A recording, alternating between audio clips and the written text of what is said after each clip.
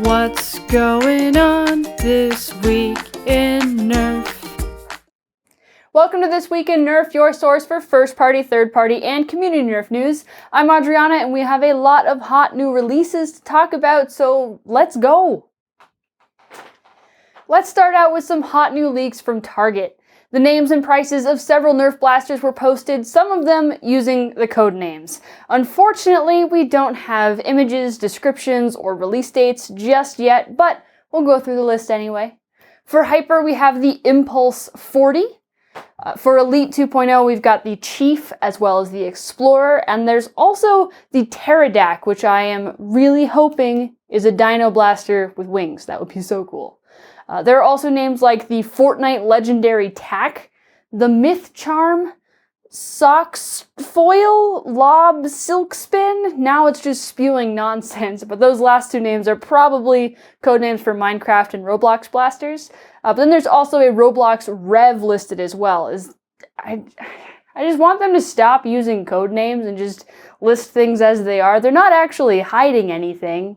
Like, we know which ones are associated with Minecraft and Roblox. Like, just tell us. You're not hiding them well at this point anyway. Come on. Not to be left out of the discussion, pictures of various XShot Skins have surfaced on Amazon and some other sites. Apparently, it's an actual print process and not a paint job or a hydro dip, but there are a lot of different designs to pick from depending on what you like. I'm a fan of the graffiti and the comic book sound effect designs. Those are super cool. I'm less excited about the military one, although knockoff Call to Duty emblem is kind of funny. In any case, being able to produce any kind of design on the blasters gives XShot so many more ways to sell existing blasters, whether it uses in-house designs or collaborations with content creators. Like they've already made blasters with Ninja and FaZe Clan, so making unique skins is basically the next best thing to printing money. The hobby also got a bit of a visibility boost last Wednesday night, with several creations of Out of Darts being used on Jimmy Kimmel's late night show.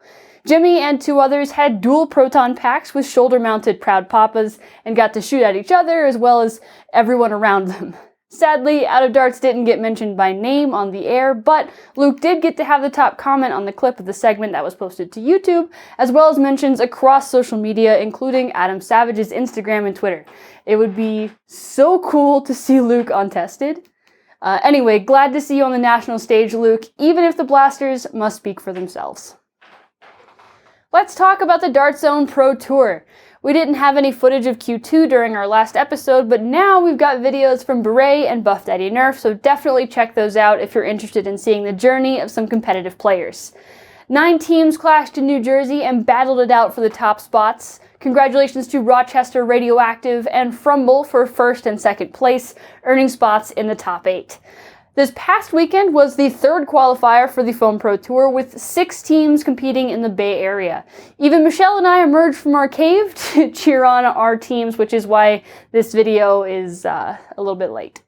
Congratulations to Red Tide and Void for placing first and second. Everyone was fighting so hard for those spots, and there were some really exciting matches. But local photographer Fish was the MVP for streaming the games and getting all of that sweet footage posted. There are links to all of that footage down below. I highly recommend checking that out. And for anyone worried that they're missing out on the rush of competitive Nerf, you still have a chance to play at the Last Chance qualifier right before End War. I expect to see some serious competition and maybe even some rematches from previous teams. However, the other cool part of this weekend's qualifier was the reveal of 2 new Dart Zone blasters. Drax started the reveals with the Adventure Force Deuce Pro, a revolver with a ton of features. The box comes not only with the blaster, but a leg holster, 3 cylinders, a belt holster for the spare cylinders too. It has the first ever barrel attachment to increase FPS. It's 90 FPS without the barrel and almost 120 with it.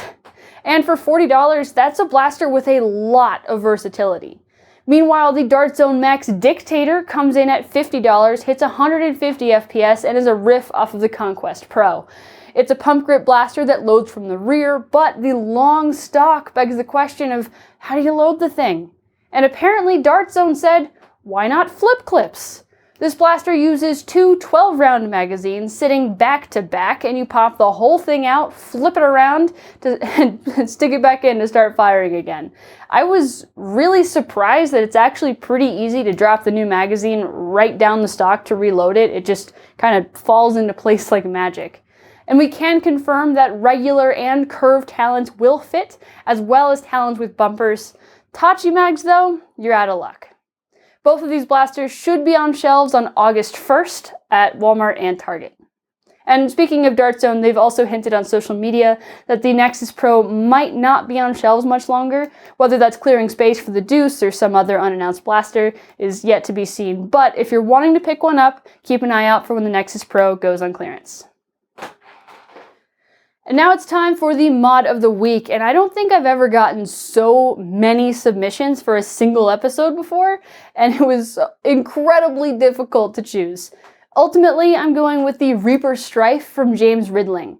I've never seen anything like this before, and it definitely pushes the word skeletonized to its limits. The negative space between the bones was drilled out, and the leftover shell was reshaped with ABS and acetone to give an organic, sculpted kind of look. I've never heard of that technique before, and it totally worked. That LED backlight is awesome, and I love that the main skulls in the magwell have glowing eyes. The Honey Badger and Daybreak setup makes it shoot 130, which is perfectly on theme for battling the undead. I love being surprised by techniques I've never seen, and I'm just blown away. Thanks for sharing it. And that's all the news I have for this week. Thank you so much for watching. As usual, the links to everything that I talked about are down in the description. I definitely recommend you guys check out some of the competitive footage. It's so much fun, high energy, just a real good time. Super proud of my boys with Void for getting second place. That's super sick. And I am very much looking forward to seeing how everyone does at the big event. I was also just really happy to see real live people. We still kept to ourselves quite a bit, but I got to see other people existing. I got a sick sunburn, so that's fun.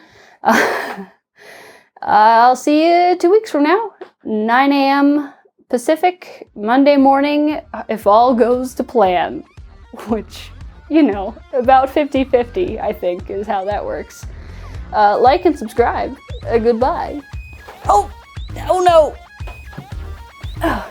So I stand on a table to film because otherwise I'm too low. I just fell off of it, in case you were wondering what just happened.